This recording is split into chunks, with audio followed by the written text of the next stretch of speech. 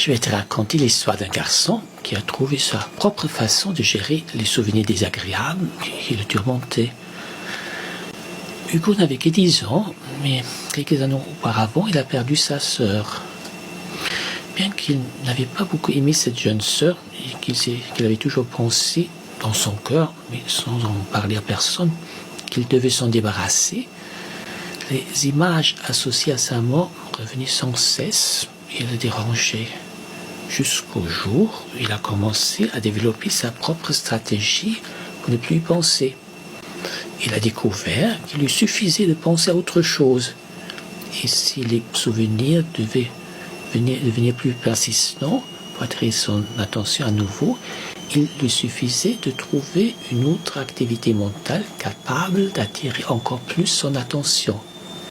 Et c'est le comptage qui fonctionnait le plus et le mieux.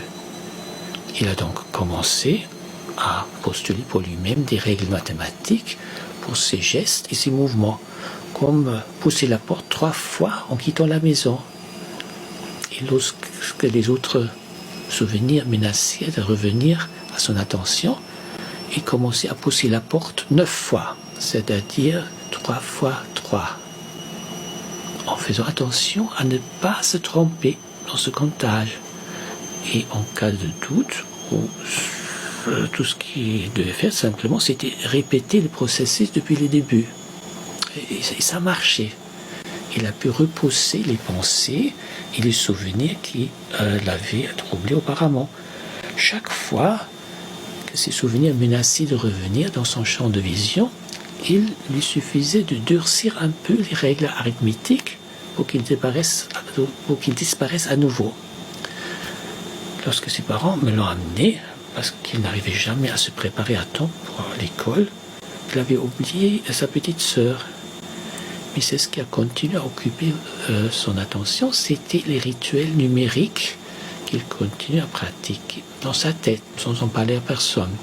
Il m'a expliqué que ça fonctionnait comme la baguette magique d'Harry Potter.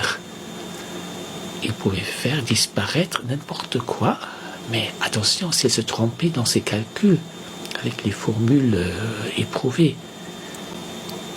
Il avait essayé de compter de plus en plus vite pour rattraper le temps perdu, mais s'il se trompait ou qu'il n'était pas sûr que tout était correct, il devait recommencer, si bien qu'il n'arrivait souvent pas à temps. Connais-tu cette histoire? Peut-être que tu connais quelqu'un qui fait la même chose. Tout le monde ne découvre pas et n'applique pas ce type de rituel de comptage, de répétition. Mais ce n'est pas si rare non plus. N'hésite pas à laisser un commentaire.